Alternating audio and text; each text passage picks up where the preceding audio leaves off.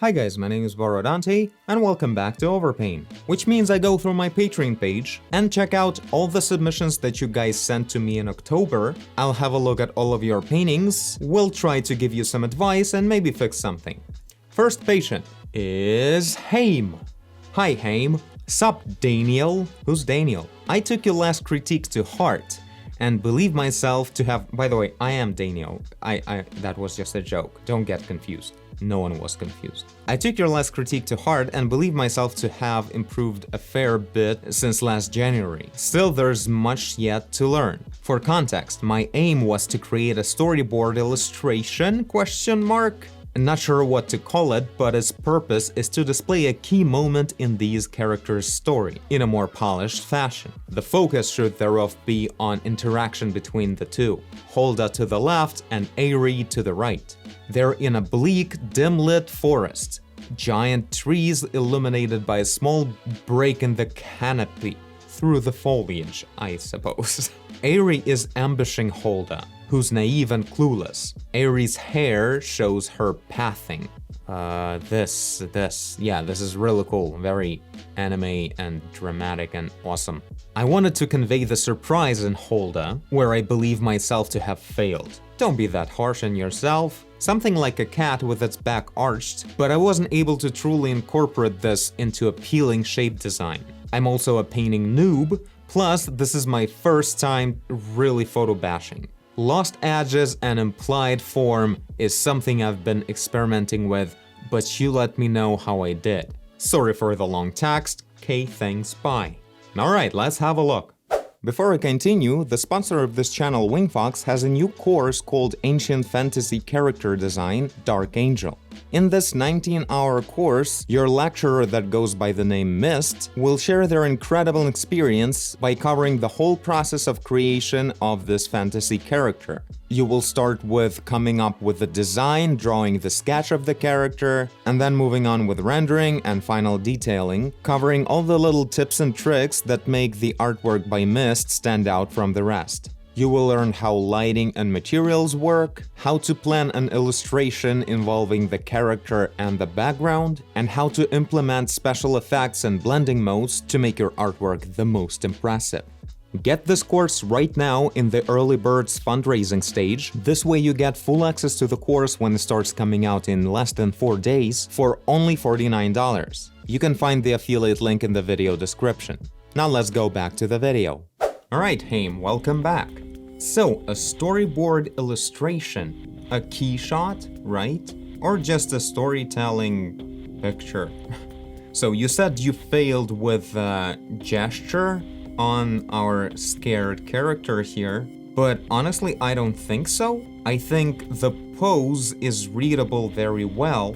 The problem is more in cropping and contrast a little bit. So we would really benefit from really highlighting the silhouette of the character. Let me maybe, select it, put it in separate layer, and then I will also use its selection to literally remove it from the bottom layer. Like this, and fill. That'll do. And now I'll just maybe move this character like that. Yeah, by the way, this is an emotional encounter. And the more emotional and the closer we want to be to the emotions of our fearful character, the closer the camera should be to the line of dialogue. That's from cinematography, by the way. But like between these two characters, there's this line of dialogue, right? Eye to eye. And we can like push as close as possible to this line with the camera, meaning making the characters overlap each other a little bit. So maybe I'll move actually this guy a little bit like this. So I'm putting them a lot closer to each other. And actually, it's a coincidence, but I feel like the rotation of the character works pretty well for this angle. I think it would work for any angle really, it's just 3/4 and that's it. But yeah, about this seems like just about right. And just get rid of all the lines. And this way we improve the cropping to see a bit more of our scared character. But on top of that, we can also, of course, increase the contrast on them. So for that, I'll introduce a little bit of that aerial perspective in the back. And I'm just working with the mask here to push the transparency around like this. Maybe make it a bit more sense with the actual rays as you described it, like just very rare rays of light reaching the floor of the forest through all the foliage. And let's just see how much of that we could actually use. And now let's maybe think a little bit on improving the gesture.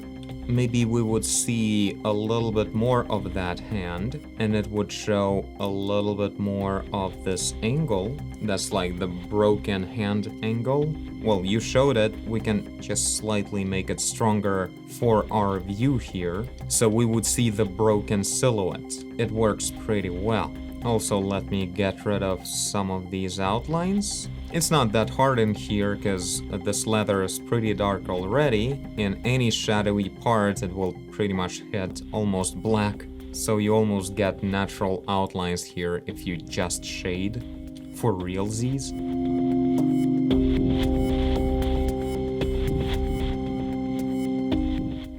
I think it still looks a lot like it's a dark forest and everything, even with this aerial perspective.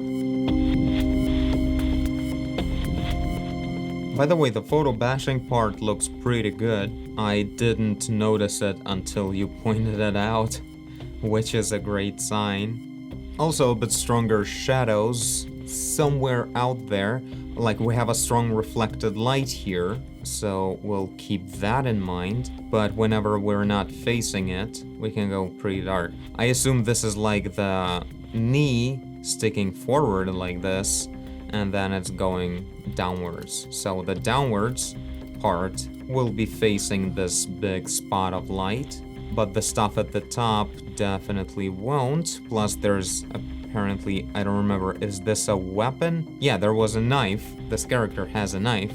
By the way, guys, this is the same character from January, from a thumbnail, actually. It's funny how many of you guys do this stuff. Well, not many, some, I don't know. But some of you make these, like, original character, and then there's, like, it's a universe, and you keep painting the same character and stories with it. It's like a popular thing to do, more or less, or something, because I'm not aware of that. In general, I don't follow, like, communities a lot, you know, or something like that. But yeah, it seems like a pretty cool thing to do, because whenever you paint the same character over and over again, I feel like it really lets you learn certain things that you otherwise wouldn't get to learn that fast, like showing the consistent appearance of the character. And you know, when you keep painting the same thing over and over again, you start understanding better how to stylize its shapes and stuff like that. It inevitably gets simplified, sort of. And that's really cool for understanding shapes. Like, I can see how the shapes of this character are super confident and everything. I mean, I'm not saying that Haim necessarily didn't know how to do that before, but maybe they learned that from, you know, working with their original characters consistently or something like that. I know what I'm doing here. I just wanted to shade it a bit. No one asked for that at all. Maybe just like that. And let's maybe add something going on in here. Almost feels like this wave of tsunami is about to hit our scared character here. At first I thought that the god rays shooting the other direction would be a problem, but really the shape of this tree is a much stronger shape here. So yeah, I guess something like this. Actually, right now, as I'm looking at the original, it really feels like very off. Why is this character cropped away so much? And this feels a lot more natural. I hope you guys agree. And yeah, I feel like this is like showing the story a lot better, just thanks to a couple of these tweaks, with the positioning of the characters in the shot being closer to the line of dialogue, and slightly increasing the contrast on the silhouette of our scared character here. And yeah, maybe we want to tone it down a little bit. I feel like it still would definitely work like this, for instance, to show this forest a bit darker. It's still like in here it was really lost edge, and in here we can see the character a bit better. Yeah, maybe we want to show the knife a bit better, because I didn't notice it right away, and I feel like it may be a pretty important detail for this situation. Yeah, I like that. So there we go. Second patient is Ylva Winter. Ylva, I wonder if you changed your name? Or I just always mistakenly called you Ylva Winters? I mean, I do things like that a lot, so... Hello, Boro. Hello, Ylva Winter. This is my most recent painting, and I'm actually quite happy with it. I tried to simplify the shadow shapes and to combine them. I think this gives an interesting look to the piece. I agree. However, I'm not sure about the neck shadow area. I'm not sure the way I ended up doing it is optimal, and I would like to hear your thoughts on it. Other than that, you can give me some tips on improving my brushwork, because right now it's all a bit messy, I think. Thank you so much again, Ylva. Alright, Ylva, let's take a look. The portrait is indeed really cool. Cool character, cool style to them, rendering and colors and all that. With the neck, I feel like the main problem may be like this part. I feel like this area just doesn't deserve such a sharp black shadow in here. It almost feels like they have a cut on the neck or something like that. So I'll try to tone it down a bit and see how that works. And in terms of your brushwork, I noticed one thing, and I'm not sure if it will be super relevant to you, but that's something I had to deal with in my art style. I noticed you love starting with like very messy, artsy kind of base and then build from it, which is a cool thing to do, but not when you're already shading the shapes.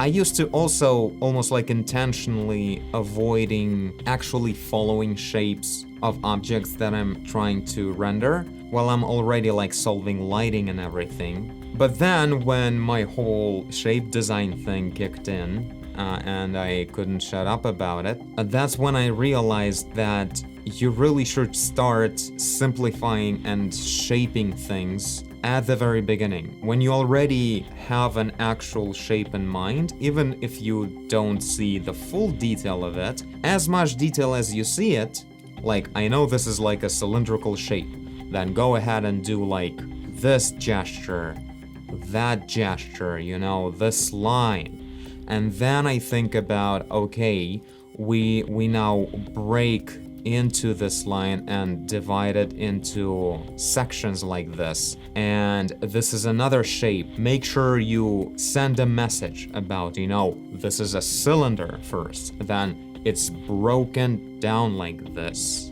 And you make sure these lines are very specific and clean. They dictate this message. This is this clean shape like that. Like, we're not actually dictating that it's clean, but for now it's clean because that's all the idea is at the moment, before we keep breaking into it and detailing it more. But later on, I'll think like, okay, maybe there will be a little bit of the relaxed shape in here, so we'll break down the straight line into something more like this, you know? Maybe there's like a visible dents like that on the silhouette where the shape is going, since it's like a color that's folding out, so the edge is actually here, and inside we'll see all of this geometry showing through. And also, you know, like, I'm showing that it's rounding up a little bit, so the highlight also disappears here, and we're shading down like that. And you see, like, this becomes a very clean brushwork comparing to this, and that's because you just created this mess. So you started working with details before you showed the clean shape. And thing is, details are super easy, no matter when you apply them, so it's best to apply them at the very end.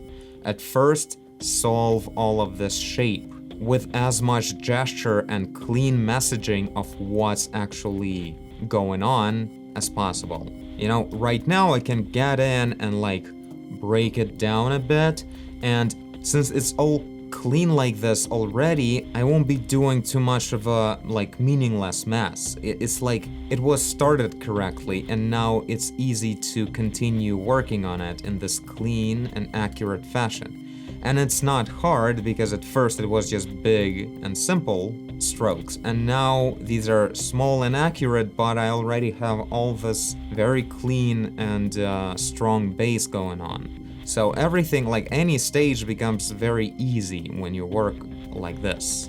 And you just balance out, you know, this is like when you're adding details, that's when you think like, how much of this clean gesture I wanna leave or keep, and how much of it I wanna like break down and add some realism, texture, tactile feel to the shape, you know? It's all super controlled. You're super in control when first is just shapes, clean and strong, and then you work on this texture.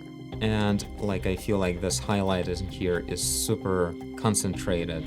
So maybe I'll diffuse it a little bit like this. And maybe I'll actually phase it out a bit at the bottom, since the cylinder also curves down, like going like this and then curving down. And if it's curving down, its surface will probably not be catching all of this highlight that much. The only place where it will actually be showing up here is the top planes of these curvatures. So this will be catching highlight, this will be catching highlight, and every next bump like this will be catching a bit less of the highlight than the previous one. Also, this is super small all of a sudden. This should be a bit like this probably. And maybe we'll have even a very strong highlight on the very top of the shoulder, because that part is where my favorite word kicks in. Fresnel reflections. It's so weird, I'm the Fresnel reflections guy now. I don't know why, it's not like I'm obsessed with that. I a lot of the times myself forget to render it, but it just keeps happening that you guys don't find a good place where you should add it in, you know? I just remember the times in 3D graphics when I was playing around in 3D Studio Max when I was in high school or something. Right now we have like Blender with physically correct materials and everything, and they all do like proper reflections right away. But back then you like connect reflections to your material and the whole material becomes like a mirror. Then you tone it down and it's like semi-transparent mirror, but it's still wrong. And then they like either introduced it, or I learned about introducing this gradient based on the angle to the camera, which is known as Fresnel reflections now. And it just made everything look so cool. So I just learned that so well, I memorized it, that this is a very important part. It brings in these beautiful, rich gradients on the surface that looks so cool. Like Hollywood graphics level of reflections and such. So yeah, that's kind of the look. Then maybe I'll add even a black line of the actual like border on this color. Of course, I'm making it super clean because that's me. I'm not trying to say that you should be doing that, but like you can stop at any point of that simplified look that I did. I remember when I didn't like the whole simplification and everything, you know, I just wanted the realistic result right away, as most of us want that, you know, we just see those realistic paintings and we just want to have the same. But it's actually a much shorter and better way to achieve that through making these simplified shapes first. Not quite sure what exactly is going on with the outfit over there. Like, it feels like the color is going behind it or something, or is it like the opposite. It's like going on top then. Maybe it wasn't thought through all that much yet, but let's say, like, that's what I just saw in there briefly. Let's say it will be like this. Now back to the neck. Let's see how much of it we can actually tone down. Because the black shadow in here totally makes sense, is dramatic, cool lighting and everything, but in here is just not a lot of things justify that. Like from the nose, it has very bright shadow that maybe should be a bit, you know, higher contrast actually, because next to this feels a bit weird. Actually, I really don't think the neck should be all that white in here. Like we can see only the parts that are facing up actually get that bright. So in here the neck is obviously facing very sideways. So we'll get like mostly this color really.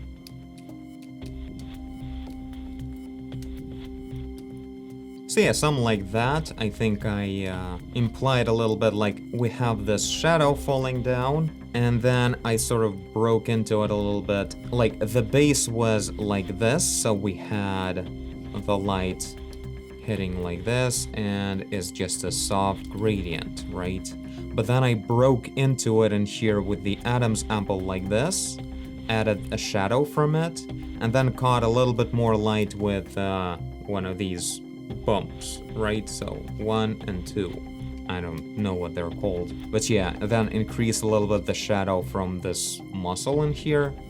Cast a little bit shadow from the Adam's apple onto this little part. And you get this look, only you shadow down a bit more. And you get to whatever I had before I ruined everything. This. Sometimes Adam's apple is actually catching a lot of that light. Just gotta balance it out to make sure it doesn't look like something's getting out of his neck. Although it a lot of the times looks just like that. So yeah, that's what I have to say. Third patient is Max.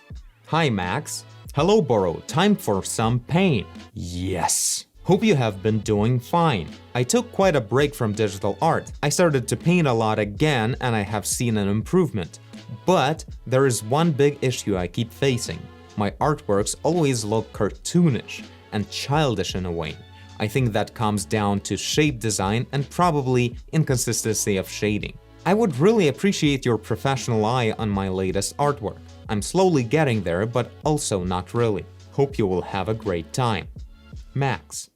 Alright Max, let's see what we can do to make your artwork more realistic, mature looking. One thing I immediately feel like doing here, although I hope it wasn't like the whole point of the picture, that the clouds are so dense, although you know what, even if they're dense, still doesn't make sense. Usually, in reality, if you take a picture of this kind of cloudy weather, stormy almost, this weather means that there is no sun, which means all the objects are only lit by the sky.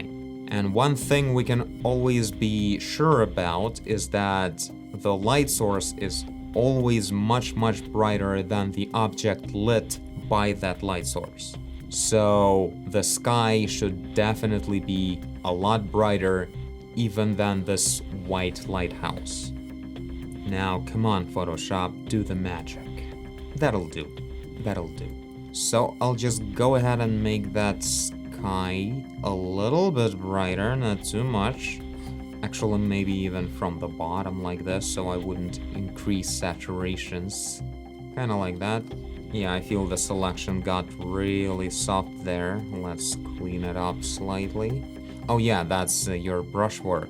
I guess that was one of your attempts to make it looking less simple by making the edge not clean. I mean, I could give you some Instagram links that would prove this method absolutely unnecessary. I don't remember the name, but there's this artist that does photo studies. This.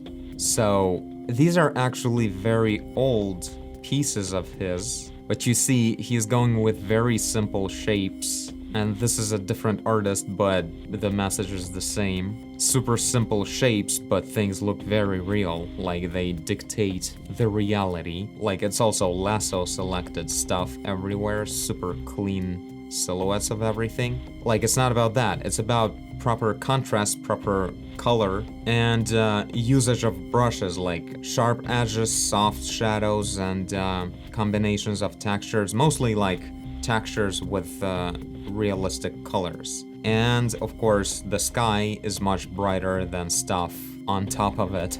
And this is that artist again. Also, like, this is literally a study of a photo using lasso. So, like, sure, you could clean up the shapes a bit and everything and spend like 10 times more time on this, but like 95% of realism is achieved already just with shapes and colors. So yeah, going with a super clean shape on the wall of a lighthouse that is supposed to be super clean and, you know, it's perfect cylinder, it's made to be perfect. It's totally fine, like, it's not something that's to blame in the lack of realism.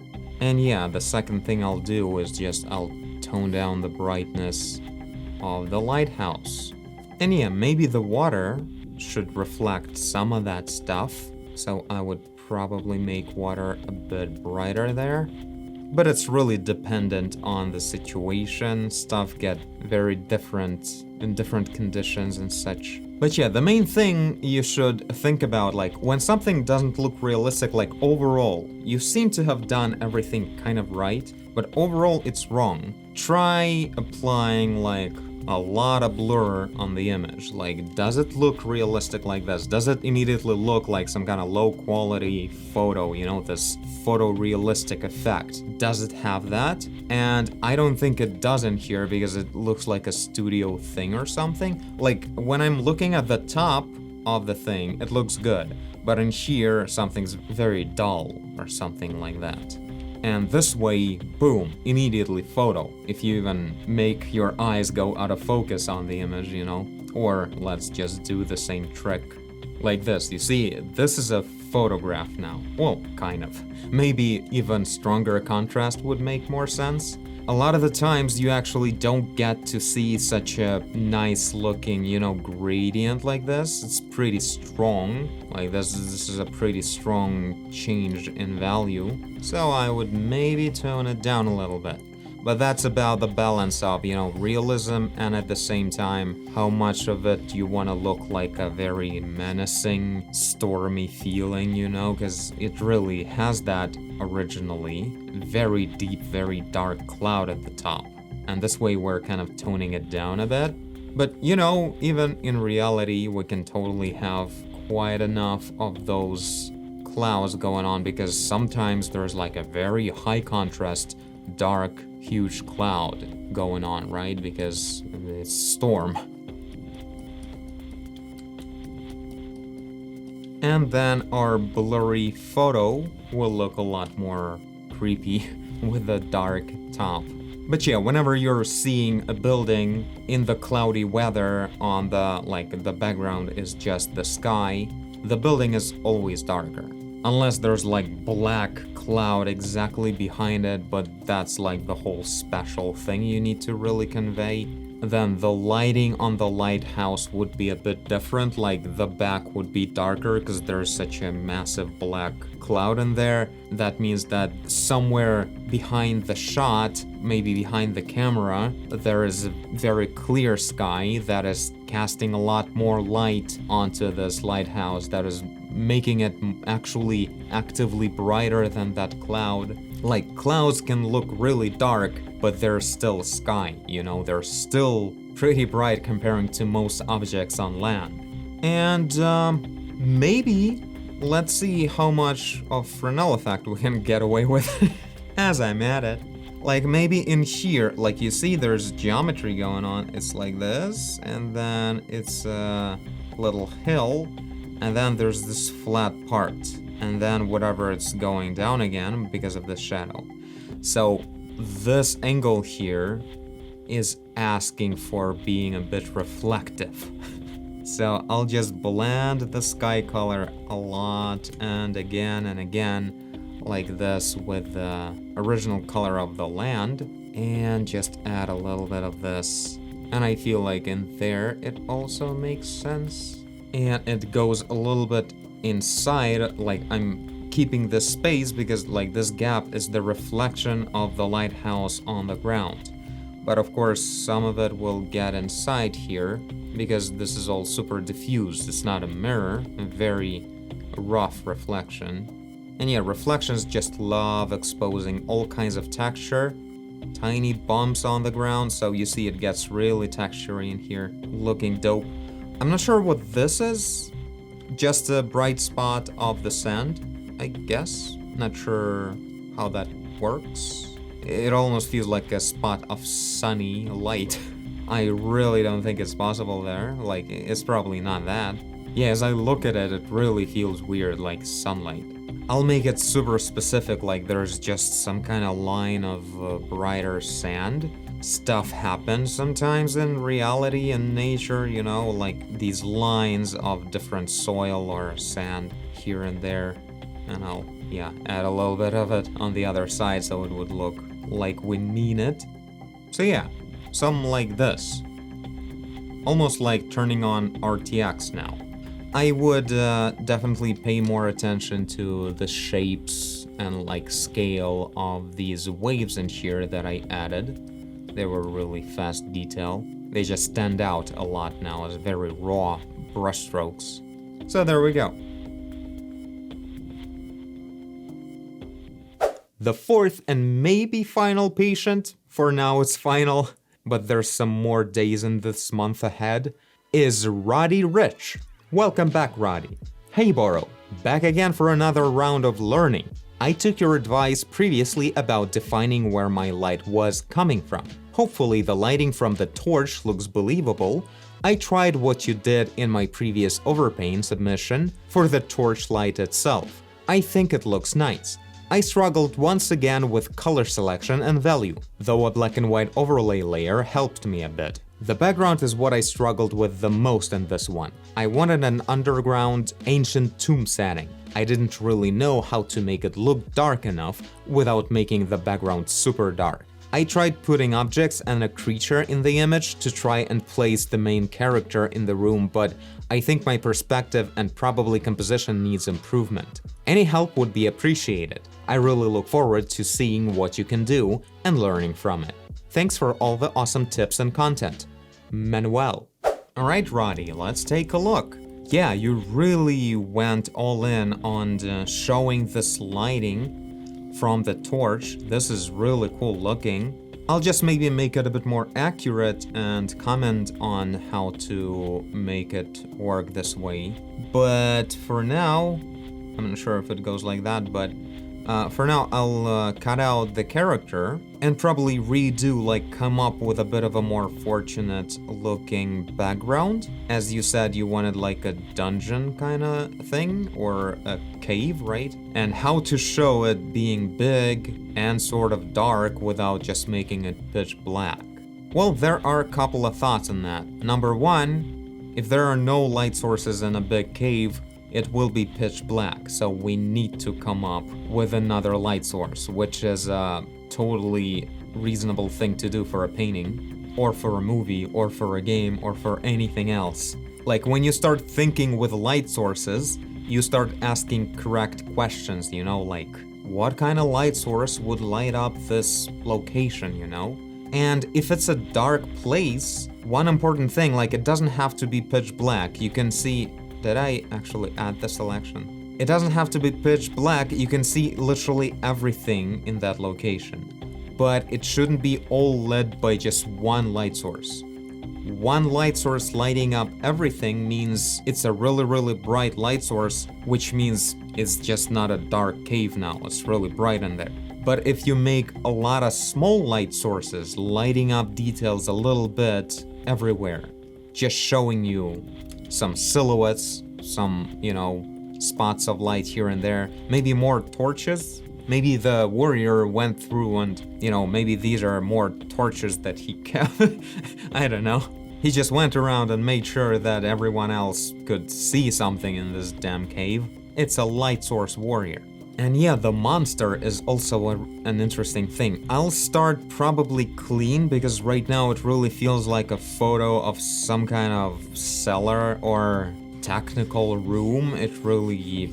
I don't want to be here. It feels like unpleasant, very claustrophobic place. So let's think a little bit. We're obviously below the eye level of the character. He's very heroic, which is totally awesome. So the horizon line is somewhere around his waist. And that's where most details of, you know, paths and different doors and such should actually be going on. So this will be generally the color of dim light going on here and there. Maybe I'll make it a bit brighter at the very centers. But let's say it's like a tall cave. And also, you see, I made this whole base, like the darkest color, is pretty light gray. That's because I added like that aerial perspective. That doesn't really make too much sense in regards of if it's completely dark in here, it's not gonna happen like that.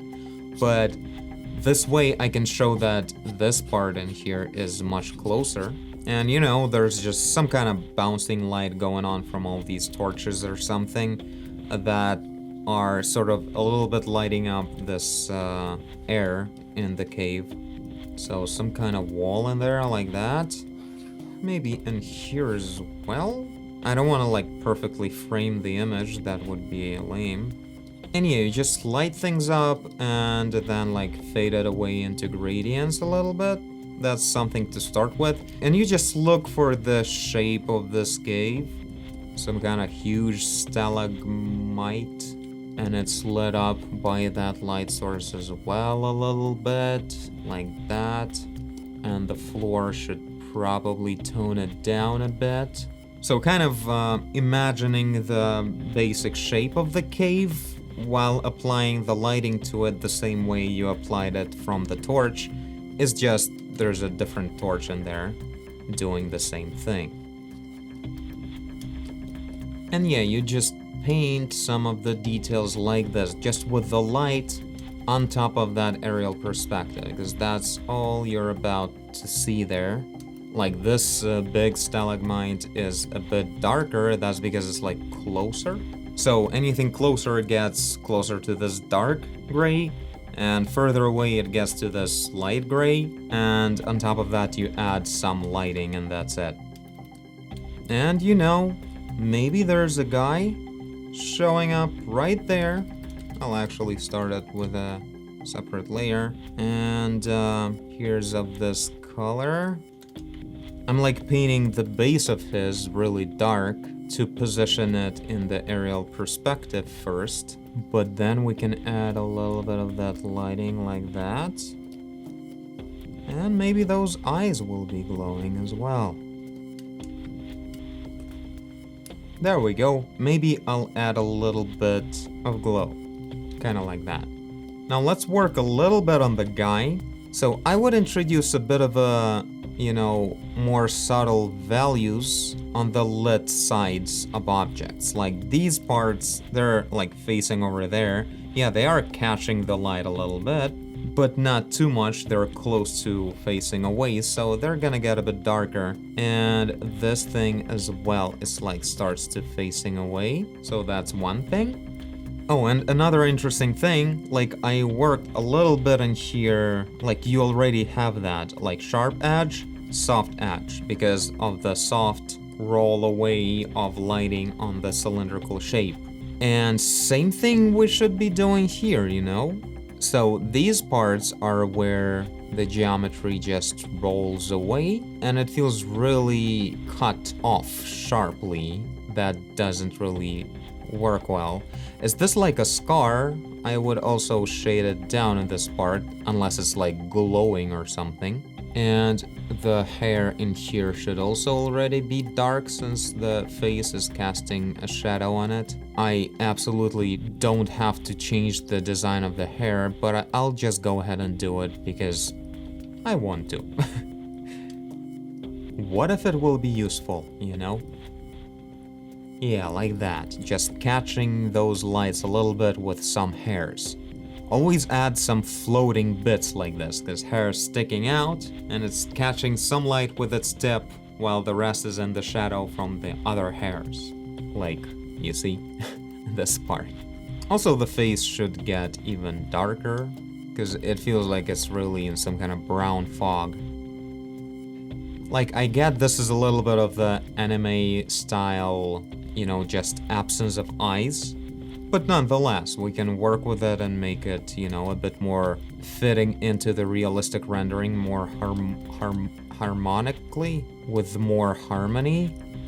And yeah, the curvature of the chin always makes the chin of a different brightness comparing to the neck, you know, because in here we curve in, so this spot will be really bright comparing to the rest. And I'm not talking about the highlight is a separate thing. Also, let's give it a try with much stronger, much more, like, brave shadows. Pretty much everywhere in here, like, the silhouette of the character will be pretty much black, because it's just facing away from this incredibly bright light source of the torch. I should have probably started with talking about that, because this is like a bigger scale issue. And yeah, not all highlights have to be like an outline. What if it will be softer? That's probably the only way we can really not make it too dark behind the dark half of the face of the character. And yeah, just literally everywhere. The more you pay attention to it and stick to the logics, the more believable the whole thing will be. Also, that's where the middle of the blade is.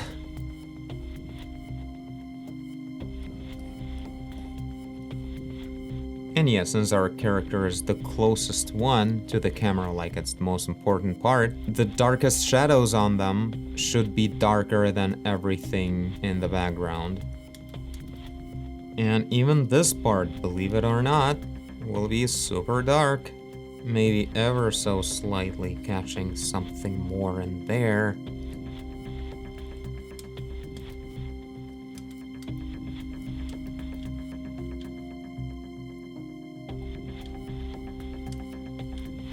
Also, yeah, another thing, the character is lit just with this warm torch, which would make the whole image a lot more, like, warm looking. And let's just stick to color and make the actual source of the fire not dark. So yeah, the brightest highlights need to stay white. So something like that, maybe we tone it down a bit. Also, only apply it to the actual character, not the whole image. So, yeah, like this. The rest of the image I painted in the colors of fire already, and this way the character also gets that. Of course, we shouldn't, like, make it super brown, because, you know, eyes adjust, and cameras too, to the white balance, so just a little bit. It shouldn't be like this office white color on this outfit right here, like the gray parts being actually almost pure gray. Like, it should be warm. So yeah, I guess that'll be it. I would maybe slightly play around with making the shadows nearby a bit darker sometimes to, you know, connect the character to the background, just like this, a little bit. So it would feel like it's in the same universe. So yeah, there we go. Well, obviously the background needed to be different, but even without that, like just working on the character, introducing much stronger, much more confident contrast, like you really know, like one light source, there will be literally nothing on the other side, so black. And then it looks like an actual light from the torch in the dark cave. And yeah, the appropriate background makes it feel a lot more believable with that. Alright, this is it. Thank you guys so much for your submissions, for these 4 that you guys submitted here, plus 1 extra picture that Max sent as well, and maybe for a few more in the future if you guys sent anything else. Actually, there's now 2 more submissions from you guys, but don't worry, an extra video with those comes this Thursday, so look forward to that.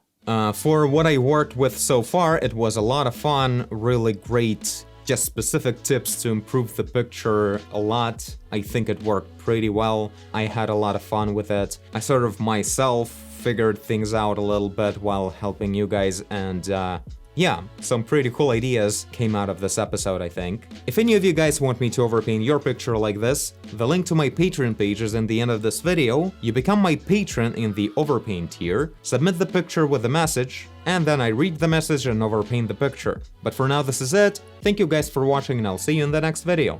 Bye!